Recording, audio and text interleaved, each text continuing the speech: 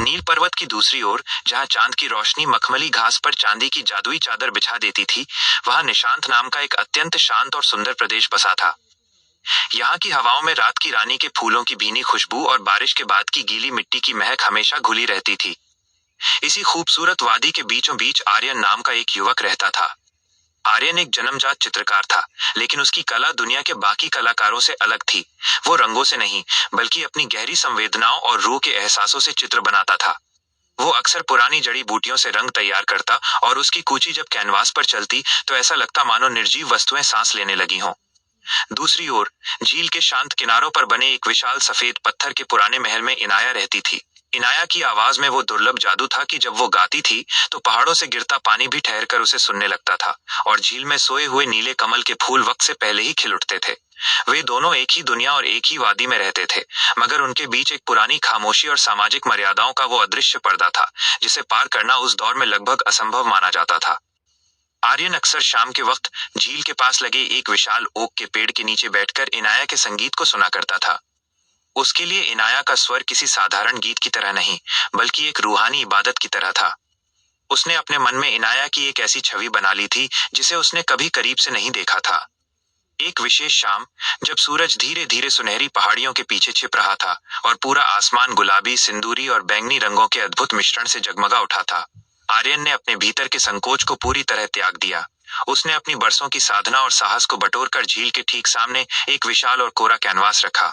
जैसे ही इनाया ने महल की ऊंची बालकनी से एक विरह का गीत गाना शुरू किया, आर्यन ने अपनी कूची उठाई और उन अदृश्य सुरों को दृश्यों में ढालना शुरू कर दिया। संगीत की हर कोमल लहर के साथ कैनवास पर एक गहरा नीला सागर उभरता, और जब इनाया ऊंचे सुरों को छूती तो आर्यन के हाथों से सुनहरे और चांदी जैसे सितारे कैनवास की रिक्तता को भरने लगते। इनाया ने महल के झरोखे से देखा कि झील के किनारे कोई अजनबी उसके संगीत को केवल सुन नहीं रहा, बल्कि उसे रंगों के रूप में जीवित कर रहा है। वो अपनी जिज्ञासा को रोक नहीं पाई, और भारी रेशमी वस्त्रों को संभालते हुए महलों की सुरक्षा और मर्यादाओं को पीछे छोड़कर झील के किनारे आर्यन के पास आ गई। जब इनाया ने आर्यन के उस चित्र को देखा तो वो पूरी तरह से निशब्द रह गई। उसने पहली बार अपने भीतर छिपे अकेलेपन और अपने संगीत की उस तड़प को इतने सजीव रंगों में सजे हुए देखा था। उसकी आंखों में आंसू भर आए, और उसने अत्यंत धीमी आवाज में कहा, तुमने मेरी रूह के उस संगीत को पहचान लिया है जिसे अब तक दुनिया के शोर ने कभी सुना ही नहीं था। क्या तुम जानते हो कि इन रंगों में मेरी आत्मा की धड़कनें साफ सुनाई दे रही हैं? आर्यन ने उसकी आंखों में मौजूद उस पवित्रता को देखते हुए सादगी से जवाब दिया, इनाया, संगीत तो हमेशा से इन वादियों की हवाओं में एक अनकही दास्तां की तरह बह रहा था। मैंने तो बस अपने हृदय की धड़कनों को आपकी आवाज के साथ लयबद्ध किया और इस कैनवास पर उसे उतारने की गुस्ताखी की। उस जादुई रात के बाद झील का वो एकांत किनारा उनकी हर शाम की गुप्त मुलाकातों का साक्षी बन गया। इनाया अपने महलों की सुख सुविधाओं को भूलकर वहां आती, और आर्यन उन लम्हों को रंगों के माध्यम से इतिहास में दर्ज कर देता। उनके बीच शब्दों की आवश्यकता दिन ब दिन कम होती गई। उनकी आंखों की खामोशी और कला का ये संगम एक दूसरे से वो सब कह जाता था जो हजारों शब्द मिलकर भी नहीं कह पाते। लेकिन उनकी इस गहरी होती प्रेम कहानी के सामने एक अत्यंत प्राचीन और दुर्गम चुनौती खड़ी थी। निशांत प्रदेश के रीति रिवाज बहुत कठोर थे। वहां के बुजुर्गों का मानना था कि किसी भी कलाकार का प्रेम और उसकी कला तभी शाश्वत मानी जाएगी जब वे शाश्वत शिखर की उस ऊंचाई पर पहुंचे जहां बादल भी रास्ता भटक जाते हैं, और वहां जलने वाली आत्मा की ज्योति को अपने सच्चे समर्पण से प्रज्वलित रखें। यह केवल एक परीक्षा नहीं थी, बल्कि एक ऐसा सफर था जहां से कोई वापस नहीं लौटता था। अगर वे असफल होते तो उन्हें हमेशा के लिए एक दूसरे से अलग कर दिया जाता और उनकी कला पर प्रतिबंध लगा दिया जाता।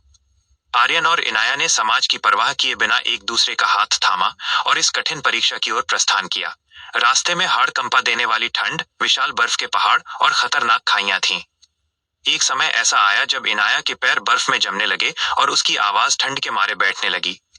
आर्यन ने उसे अपने कंधों पर बिठाया और बर्फीले तूफानों का सीना चीरते हुए आगे बढ़ा। वो इनाया को लगातार याद दिलाता रहा कि उनके प्रेम की शक्ति इन तूफानों से कहीं अधिक विशाल है। जब वे कई हफ्तों की अथक मशक्कत के बाद अंततः शाश्वत शिखर के सर्वोच्च बिंदु पर पहुंचे तो वहां का नजारा हृदय विदारक था। चारों तरफ घोर काला अंधकार था, और वो पवित्र ज्योति जो सदियों से निशांत की रक्षा कर रही थी, बुझने के कगार पर थी। ऐसा लग रहा था मानो संसार से सारी कोमलता और सृजनात्मकता समाप्त होने वाली है।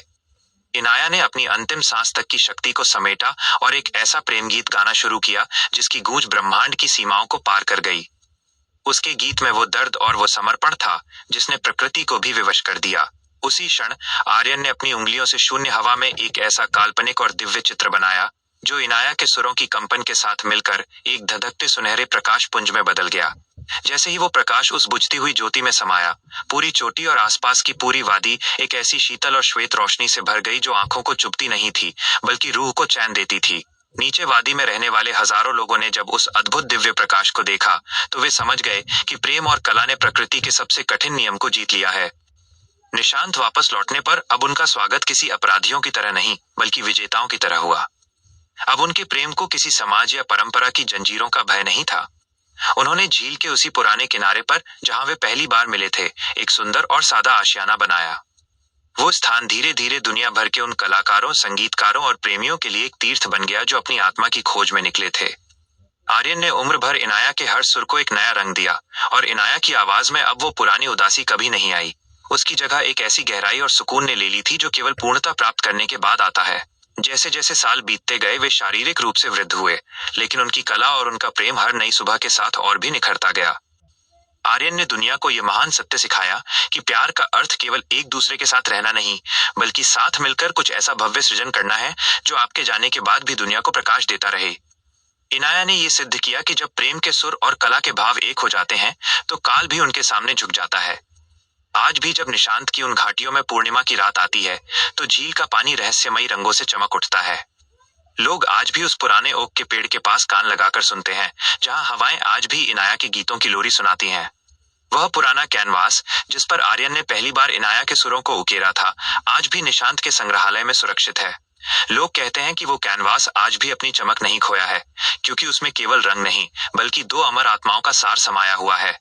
उनकी कहानी आने वाली अनगिनत पीढ़ियों को यह याद दिलाती रहेगी कि पहाड़ कितने भी ऊंचे क्यों न हो और रास्ते कितने भी कठिन क्यों न हो, यदि प्रेम निस्वार्थ है और कला सच्ची है तो वह पूरे ब्रह्मांड को बदलने की शक्ति रखती है।